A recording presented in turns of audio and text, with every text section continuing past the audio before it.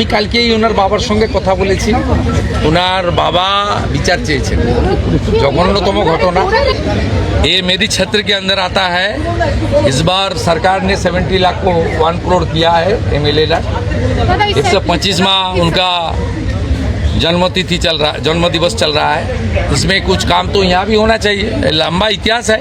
1906 से 1970 तक यहाँ उन्होंने विद्यार्थी थे।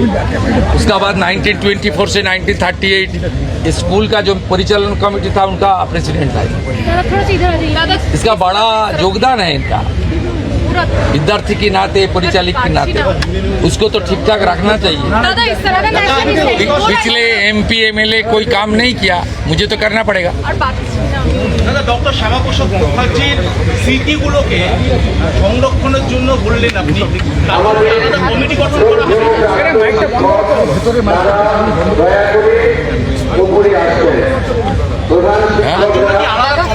করা হবে। কমিটি অলরেডি হয়েছে।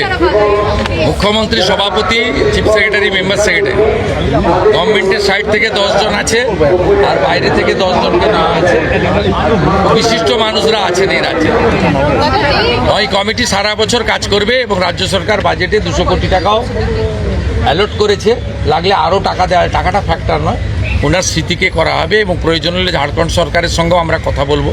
ওনার মধুপুরে যে স্মৃতি আছে সেটা তো কীভাবে সংরক্ষণ করা।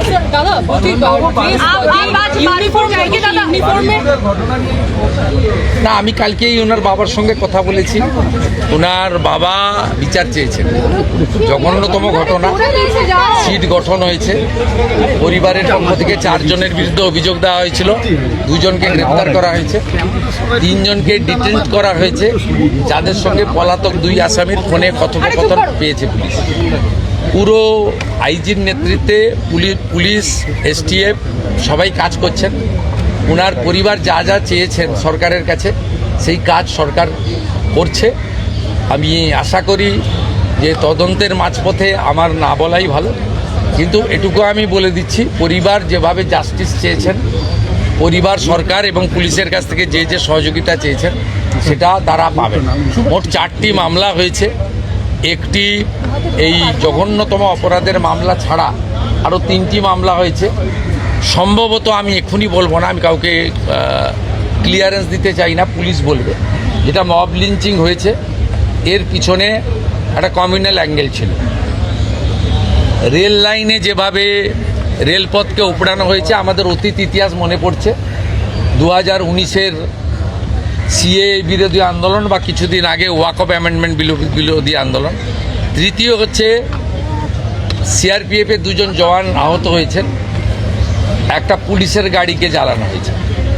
আপনারা নিশ্চিন্তে থাকুন, প্রথমটার তো বিচার দেব, ক্যাপিটাল পানিশমেন্ট দেব। ওর বাবা যা যা চেয়েছে সব করবে মুখ্যমন্ত্রী।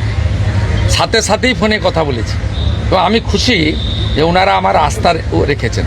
বাকি 3টে বিষয় যারা যুক্ত, যারা অতৃপ্ত আত্মা, ভোটে হেরে যারা ঘরে ঢুকে গেছিলেন, এখনও ঢুকে আছেন, এই তিনজন মিলে এই যে 3টে কাণ্ড করেছে না, এদেরকেও কিন্তু ভুগতে হবে। এমন ভোগাবো বুঝতে পারবেন।